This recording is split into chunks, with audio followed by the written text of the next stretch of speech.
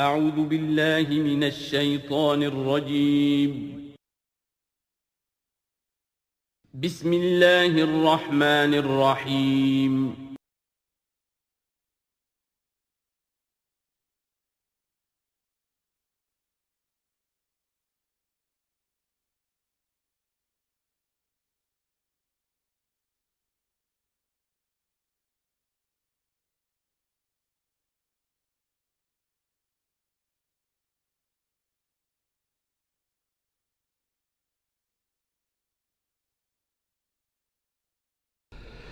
نحمده ونصلي على رسوله الكريم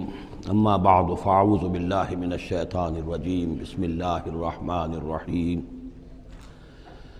سبحان الذي أسرى بعبده ليلا من المسجد الحرام إلى المسجد الأقصى الذي باركنا حوله لنريه من آياتنا إنه هو السميع البصير وآتينا موسى الكتاب وجعلناه هدى لبني إسرائيل ألا تتخذوا من دوني وكيلا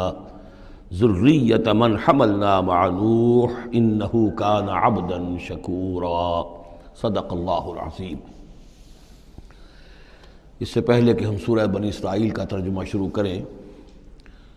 سورہ نحل کے آخری حصے میں ایک بڑی عظیم آیت آئی تھی کہ جس کے حوالے سے کسی قدر وضاحت ہونی چاہیے، لیکن چونکہ اس وقت میں چاہتا تھا کہ وقت کے اندر اس کا ترجمہ مکمل ہو جائے تو میں اس وقت رکا نہیں۔ یہ آیت نمبر 125 ہے سورہ مبارکہ کی، ادعو الی سبیل ربک بالحکمۃ والموعظۃ الحسنۃ وجادلھم باللتی ہی احسن۔ اصل میں اس میں دعوت اسلامی اور دعوت دین کے 3 مختلف لیولز کا تذکرہ ہے۔ عام طور پر اس کو ایک ہی چیز سمجھ کر لوگوں نے ترجمہ بھی کیا ہے، وضاحت بھی کی ہے، لیکن دقت نظر سے جائزہ لیا جائے تو چونکہ انسانوں میں مختلف قسم کے انسان ہیں تو دعوت و تبلیغ کے بھی اسی اعتبار سے مختلف گوشے کہہ لیجئے، مختلف لیولز کہہ لیجئے۔ مثلا یہ کہ انسانوں میں ایک چھوٹی بڑی ہی مائنورٹی ہوتی ہے جن کو ہم انٹیلیجنسیا کہتے ہیں۔ یہ وہ لوگ ہیں کہ جو عقل سے کام لیتے ہیں، کسی بات کو قبول کرتے ہیں تو پہلے عقل سے سمجھتے ہیں تب قبول کرتے ہیں، جذبات سے نہیں۔ اور یہ کہ کسی شے کو رد کرتے ہیں تو دلیل سے کرتے ہیں، اگر قبول کرتے ہیں تو دلیل سے، رد کرتے ہیں تو دلیل سے۔ یہ انٹلیکچوئل مائنورٹی آپ اسے کہیں یا انٹیلیجنسیا کہیں، یا یہ کہ اس کے لیے برین ٹرسٹ بھی ایک لفظ ہے کہ ہر معاشرے کے اندر اس طرح کے لوگ ہوتے ہیں، اور یہ ہوتے بہت کم ہے تعداد میں، لیکن ڈیسائسو ہوتے ہیں۔ اس معاشرے کا جو بحیثیت مجموعی رخ ہے وہ یہ معین کرتے ہیں۔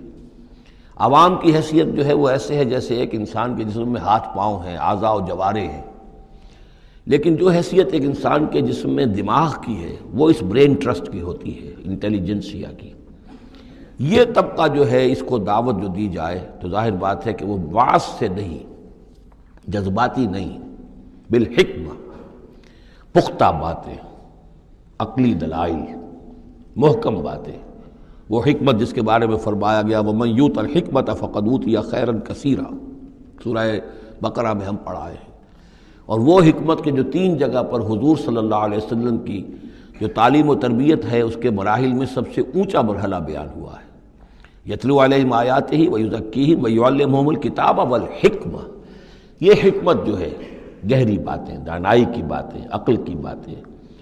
مسلمہ اصول، ان کے حوالے سے یہ سمجھنا کہ کس شے کی اہمیت زیادہ ہے، کس شے کی اہمیت کم ہے، کیا چیز پرائمری امپورٹنس کی ہے، کیا سیکنڈری ہے، ان چیزوں کو جاننے والے لوگ جو ہیں، جو اصول پہچان لیتے ہیں، پھر اصولوں کو منطبق کرنا جانتے ہیں، تو ان کے لیے دعوت جو ہے وہ بھی بہرحال اسی سطح کی ہونی چاہیے کہ وہ دعوت جو ہے دلائل پر، براہین پر۔ جب قرآن کہتا ہے اپنے مخالفین سے ہاتھو برہانکم ان کنتم صادقین، لاؤ دلیل لاؤ، تو ظاہر بات ہے کہ پھر ان کے مخاطبین جو ہیں ان کو بھی حق پہنچتا ہے کہ وہ دلیل طلب کریں۔ اب اس کے لیے ظاہر بات ہے کہ وہی شخص یہ کام کر سکتا ہے جو خود اپنی ذہنی سطح کے اعتبار سے کافی بلند ہو چکا ہو، جس کا اپنا شعور بہت پختہ ہو چکا ہو۔ جب تک کہ وہ خود حکیم نہ ہو تو حکمت کے ساتھ دعوت کیسے دے گا؟ لیکن ایک ہے عام سطح لوگوں کی، عام لوگ جو ہیں جن کے دماغوں میں اس طرح کے کوئی فطور نہیں ہوتے، کوئی وہ عقل کی چھلنی لگی ہوئی نہیں ہوتی، ان کے جذبات جو ہیں اچھے، اگر جذبات اچھی بات کہی جائے تو جذباتی طور پر بھی اپیل ہو جاتی ہے۔ یوں سمجھیے کہ دل جو ہے ان کے کھلے ہیں، کھلی کتاب کے مانند ہیں، آپ جو چاہیں لکھ دیجئے، جیسے کھلی صاف سلیٹ ہے، اس پر آپ نے جو چاہا لکھ دیا۔ ایسے لوگوں کے لیے یہ ہے کہ موعظۃ الحسنہ، ایک بات جو ہے اچھی بات ہو، خلوص سے ساتھ کہی جائے، وہ شخص یہ محسوس کرے کہ جو بات یہ کہہ رہا ہے مجھ پر دھونس نہیں جمانا چاہتا، اپنے علم کا روب نہیں ڈالنا چاہتا، بلکہ یہ در حقیقت میری خیر خواہی کی وجہ سے، مجھ سے نفرت نہیں کرتا، میری تحقیر نہیں کر رہا ہے، جو یہ مجھ سے کہہ رہا ہے وہ خلوص سے کہہ رہا ہے۔ از دل خیزت بر دل ریزت، دل سے بات نکلے گی اور دل پہ جا اترے گی، یہ ہے موعظہ حسنہ۔ عوام الناس کے لیے دعوت جو ہے وہ اس لیول کے اوپر ہوتی ہے، وہ زیادہ عقلی اور منطقی اور بحثیں اور ان کے سامنے فلسفے کی جو ہے وہ کتابیں کھول کر آدمی بیٹھ جائے تو یہ گویا کہ ان پر ظلم ہے، یہ ان کے لیے تکلیف مالا یطاق ہے۔ تو سب سے اوپر کا لیول ہے ادع الی سبیل ربک بالحکمہ، پھر ہے والموعظۃ الحسنہ عوام کے لیے۔ نمبر 3 وہ ہوتے ہیں کچھ لوگ معاشرے کے اندر کہ جو لوگوں کو گمراہ کرنے پر تلے ہوتے ہیں۔ مثلاً عیسائی مشنریز ہیں، انہیں تو خرچے ملتے ہیں، ان کے تنخواہیں ہیں، ان کے بجٹس ہیں، بڑی بڑی حکومتوں کی طرح کے بجٹ ان کے ہیں، ان کی ٹریننگ اس لیے ہو رہی ہے، انہیں خاص خاص ایشوز کے اوپر ٹرین کر کے بھیجا جاتا ہے مناظرہ کرنے کے لیے۔ قادیانیوں کا نظام ہے، بہائیوں کا نظام ہے، ان کے لیے یہ ہے کہ لوگوں کو ٹریننگ دے کر وہ مجادلے کے لیے، مناظرے کے لیے، بحث کے لیے، اس کے لیے ان کو تیار کیا گیا ہوتا ہے۔ یہ بات مان کر دینے والے نہیں ہوتے، آپ خلوص کے ساتھ ان سے بات کریں گے تو وہ در حقیقت وہ تو یوں سمجھیے کہ ادھار کھائے بیٹھے ہوتے ہیں اس پر کہ انہوں نے بات نہیں ماننی، بلکہ یہ کہ لوگوں کو گمراہ کرنا، ان کے ساتھ جدال کرنا پڑتا ہے،